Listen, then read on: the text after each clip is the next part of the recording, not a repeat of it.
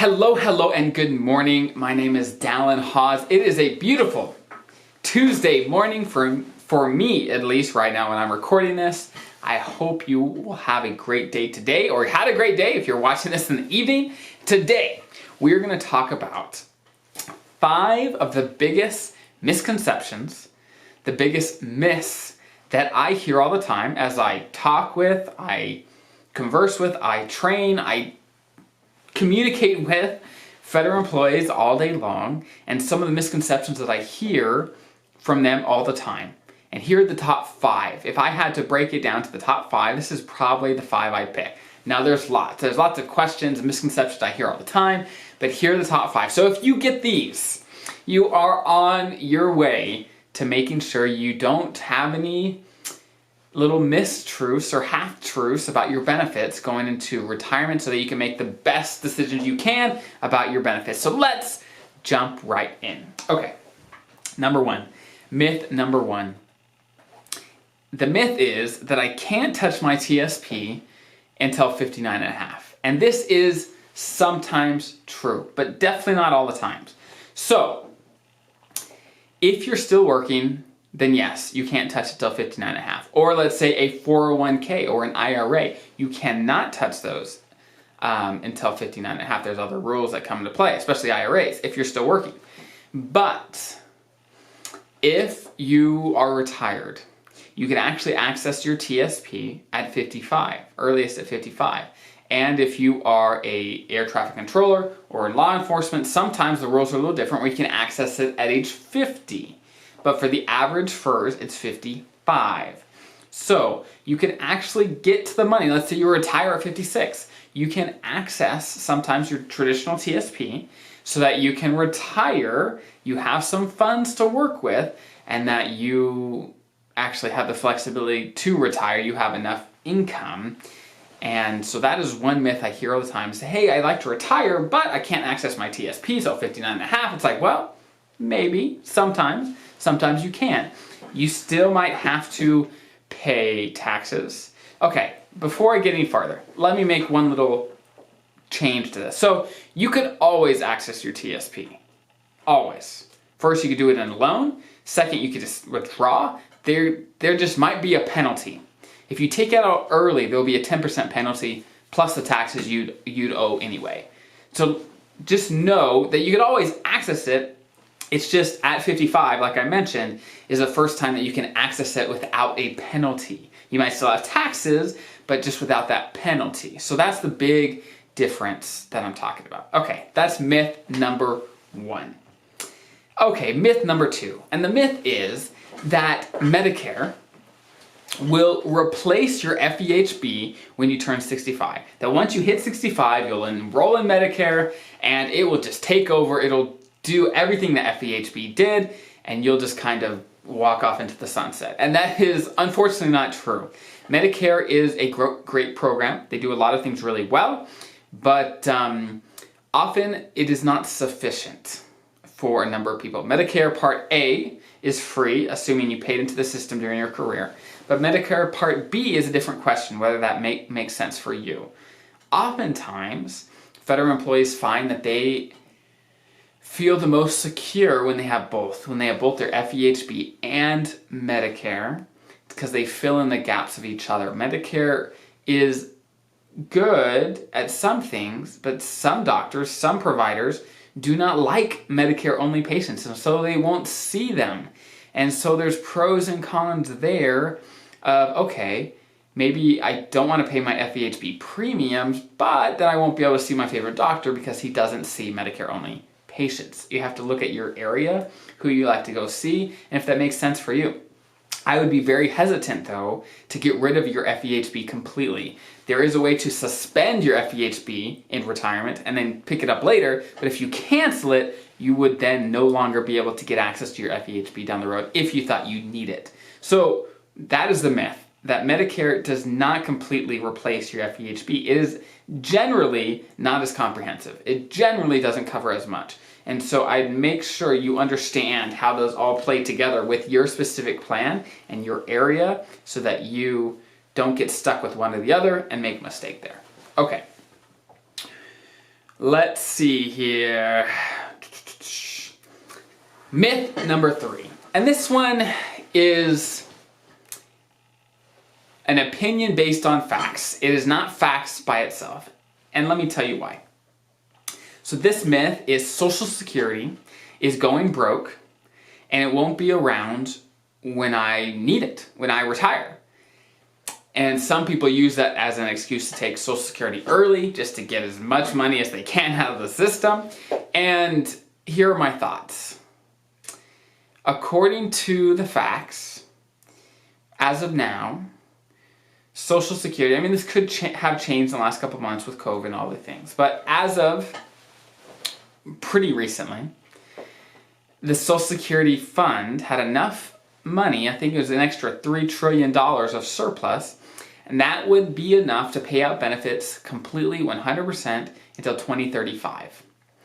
And then at that point, the incoming revenue that the Social Security program would have is about to cover about 80% of benefits, okay?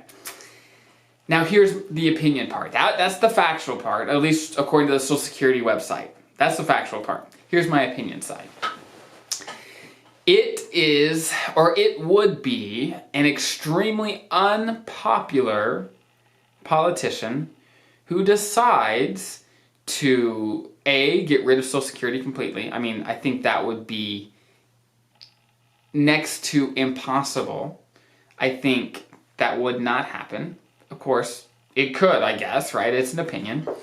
And 2, just like in the past with other programs, when things have hit a deficient, the government has come up with something else, tweaking a tax here, increasing tax there, something to cover the gaps in some way. In my opinion, that is going to happen. They're going to tweak something here or there or whatever to increase revenue enough to make sure that they could pay out all the benefits that they promised the American people during their retirement. So again, that's my opinion. Could it be different? Sure. A lot of things could be different. So one thing that I think we can know is that the program's not going completely broke, right? They're going to have plenty till 2035, and at that point they have enough for 80% of benefits going forward, basically forever. And so a relatively small tweak would be needed to fill that gap. But again, that's my opinion. I'd love if someone else has more facts than me and understands the situation better, I'd love to see it in the comments. When clients are worried about this, I kind of walk them through the numbers and let them see what that might mean for them. But in general, I am pretty darn confident that the Social Security program is going to be around for all of us. But again, my opinion. Okay, myth number 4. And this myth is that I have to work at least 20 years to get a retirement from the federal government. And sometimes yes, depending on when you want to retire. I think this myth comes from the old military days when you had to clock in your 20 years, and then only at that point you would be eligible to get a retirement check. But that's simply not the case. The FEHB system, the federal system, has a lot more nuances. Where, let's say if your minimum retirement age is 57, you could retire if you have 30 years of service. You could retire at 57. At age 60, you can retire with an immediate retirement of 20 years. Or at 62, if you're 62, you can retire with only 5 years. And even earlier, let's say at 50, you could retire with a deferred retirement. Now there's pros and cons of that. And you wouldn't get a retirement right away, all these things. But there is nothing about having to have 20 years exactly. There's nothing magical about that unless you're looking to get the age 60 with 20 years immediate retirement. And there's lots of rules in between. So yes, sometimes if you're looking for a specific type of retirement, then 20 years is required at a certain age. But outside of that, there's nothing magical about 20 years. So hopefully that makes sense. There's a few things, like for example, if you've had 20 years at least 20 years. At 62, you'll get a bump to your pension. So there's a few perks of it, but it doesn't disqualify you by not having at least 20 years. So hopefully that makes sense. There's a lot of nuances to the individual rules and eligibility requirements for each type of retirement, but in general, you can retire earlier with less years, depending on your age and the system you're in. So, myth number 4. Okay, last myth, myth number 5. And that is, I have to take my money out of the TSP once I retire. The TSP is part of the government. Once I retire from the government, I have to leave. And that is not true.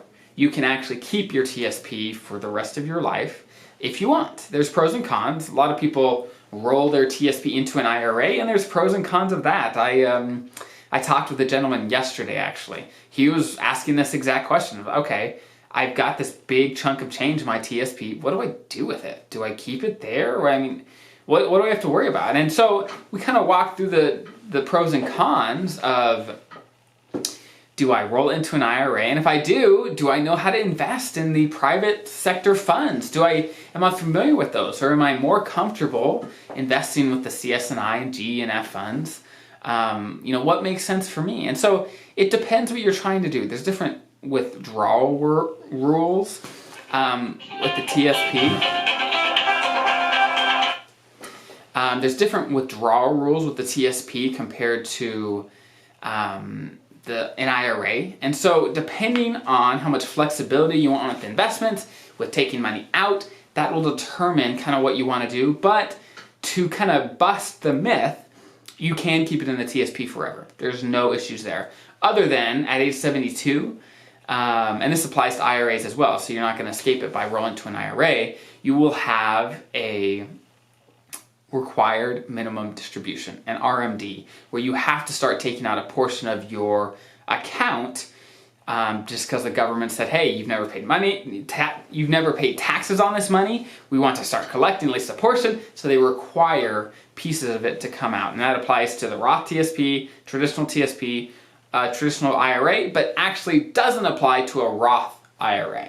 So if you could get money into a Roth, you might not have to, but you want to make sure that works with your tax situation as well. So those are the 5 myths that I hear all the time that are just not quite accurate, right? There's nuances where sometimes they're right, and that's generally where myths and misconceptions come from, is where they're true sometimes, but not all the time. So people look at it as this broad blanket statement. It's just not accurate. And so knowing the nuances of how these kind of play together can really get you set up so that you're not surprised, not shocked by anything that you might get. Let's say when you apply for retirement or anything else, that you're prepared and ready to go. So I hope this is helpful. I hope you guys have a fantastic week.